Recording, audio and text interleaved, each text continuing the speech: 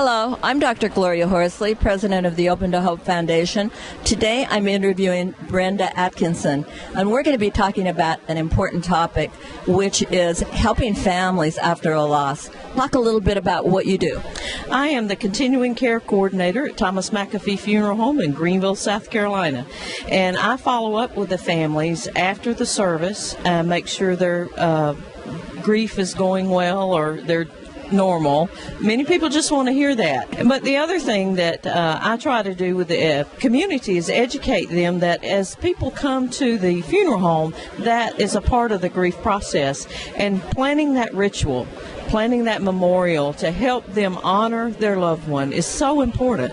Absolutely. Talk about why a ritual is important. Well, rituals gives you something to kind of hold on to, and it's something, it's remembering. You know, grief is about remembering, not forgetting, and that's what makes it so difficult. But, you know, when it's a natural elderly, that, you know, it's time. Then for children and teenagers, it can be very, very difficult, or sudden deaths. Now, what would you recommend to a family who's had, say, a sudden death?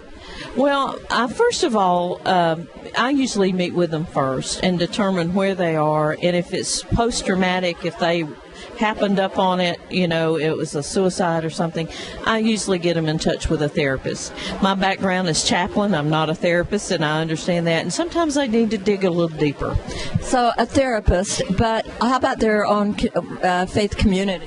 Well, that happens many times, but in the South, I live in the Bible Belt, many of them will not go to their own church for help, which is interesting. Do you think that is because they haven't been for a while and then they feel like, you know, if they go back, it's, you know, kind of embarrassing? Some of that, and some of it is, you know, it depends on what kind of faith they are, and if they show a lack of, if they're crying, sometimes that signifies to them they're not strong in their faith. So they really don't want their church family to know that. You really do need to find somebody who understands, right? I call it safe people. Exactly. I find safe people. So safe people, and you know, and many times they will come to me, even though I am a chaplain, and they feel like they can say things to me that they wouldn't necessarily want to say to their pastor.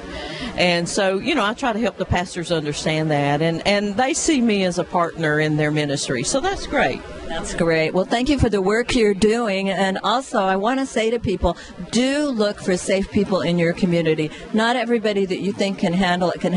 And realize they're good people and they want to help you, but not everybody can do that. Thank you so much. Thank you. I appreciate that. And thank you for watching this YouTube. I'm Dr. Gloria Horsley with the Open to Hope Foundation.